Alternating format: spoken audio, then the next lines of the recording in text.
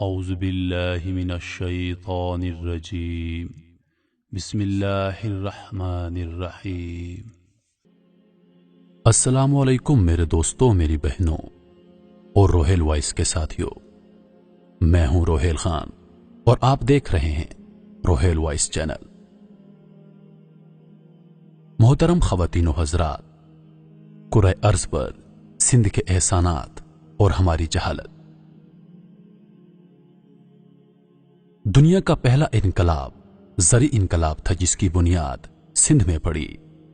جب انسانوں نے اپنے پیٹ کے گزر کے لیے جنگلوں کے دھکے کھانے کے بعد آگے چل کر اس دنیا میں گاؤں اور شہر بنانے شروع کیے، تو اس کا آغاز بھی سندھ کی تہذیب سے ہوا۔ سندھ دنیا کا وہ پہلا خطہ ہے جہاں تقریباً 10,000 برس قبل سندھی زبان اور اس کی سر تختی بنائی گئی۔ سندھی زبان کے لیے جو سر تختی بنائی گئی وہ آج تک زبانوں کے ماہرین پڑھ نہیں سکے، جو آرٹ اور جیومیٹری کے فن کی اعلیٰ ترین مثال ہے اور آج تک موہنجو دڑو کے نشانات پہ موجود ہے۔ سلطنت سندھ موہنجو دڑو کے لوگوں نے ہتھیاروں سے پاک معاشرہ قائم کیا، جو نظریہ سندھ کی وہ اساس ہے کہ اس دنیا کو ہتھیاروں سے پاک کیا جائے۔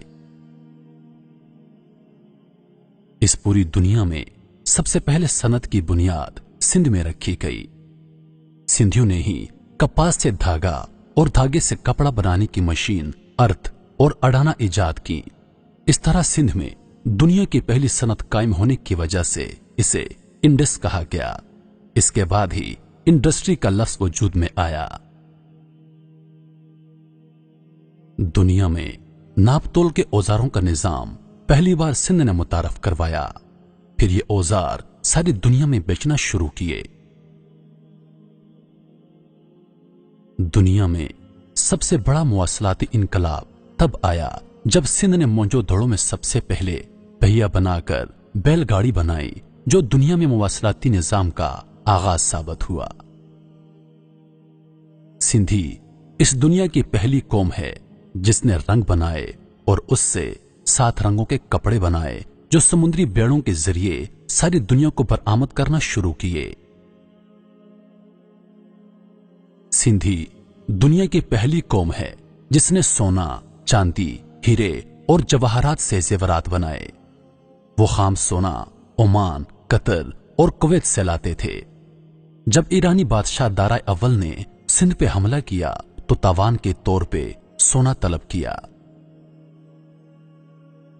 سندھیوں نے 5,000 برس قبل اینٹیں بنا کر شہری منصوبہ بندی کی بنیادیں رکھیں۔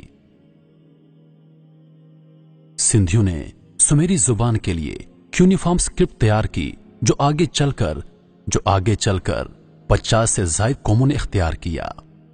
تاریخ دانوں کا خیال ہے کہ سمیری تہذیب کی بنیاد سندھیوں نے رکھی۔ 1300 قبل از مسیح سے 3400 قبل از مسیح تک سندھ ایک طاقتور سلطنت رہی، اور المیہ دیکھیں کہ آج سندھ اپنی تاریخ کی بدترین غلامی کی زنجیروں میں جکڑ چکی ہے۔